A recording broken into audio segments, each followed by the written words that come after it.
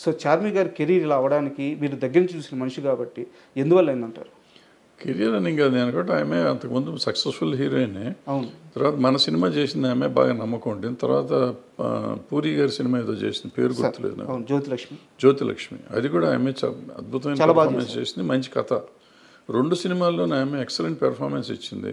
Problem చిరాకేసి ఉంటుంది, వీళ్ళు మంచి సినిమాలు చూడరు, మంచి పెర్ఫార్మెన్స్ చూడరు, వీళ్ళకి అనవసరం మనం చేయటం అని ఆమె రూట్ మార్చుకుని ఉంటుంది. మార్చుకొని ప్రొడ్యూసర్ అయింది. సరిగ్గా ఈ ఇండస్ట్రీలో 100 మంది 100 అంటారు. ఆమె చేసుకుంటానే పోతుంది, పట్టించుకోవట్లేదు కదా. తన కష్టం తను పడుతూనే అంతే కదా, పడిని అయిపోయింది. మనం దాని గురించి కామెంట్ చేయటం ఎందుకు. ఆమె షీ ఈస్ డూయింగ్ గుడ్. డబ్బులు సంపాదించినప్పుడు సంపాదిస్తున్నారు, పోగొట్టినప్పుడు పోగొట్టిన ప్రొడ్యూసర్ అనే వాళ్ళకి తప్పదయ్యాను. సార్, మీరు సినిమాలు చేసేటప్పుడు మీ తరంలో, అంటే తరం అంటే మళ్ళీ మీ ఏజ్ గుర్తు చేయడం అది కాదు నా ఉద్దేశం. మీరు సినిమాలు చేసేటప్పుడు సార్ హీరోలని విపరీతంగా ఆరాధించేవాళ్ళు. అయితే దాంట్లో ఎలాంటి ఒక ఫేక్ ఉండేది కాదనమాట. అంటే ఎవరో పక్క నుంచి జనాలను పుల్ చేయడం అలాంటిది ఏమి ఉండేది కాదు. హీరో రోడ్ల మీదకి వస్తే దేవుళ్ళుగా చూసేవాళ్ళు.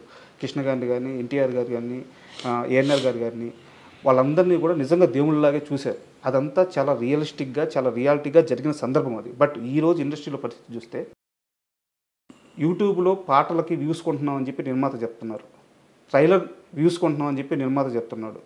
సో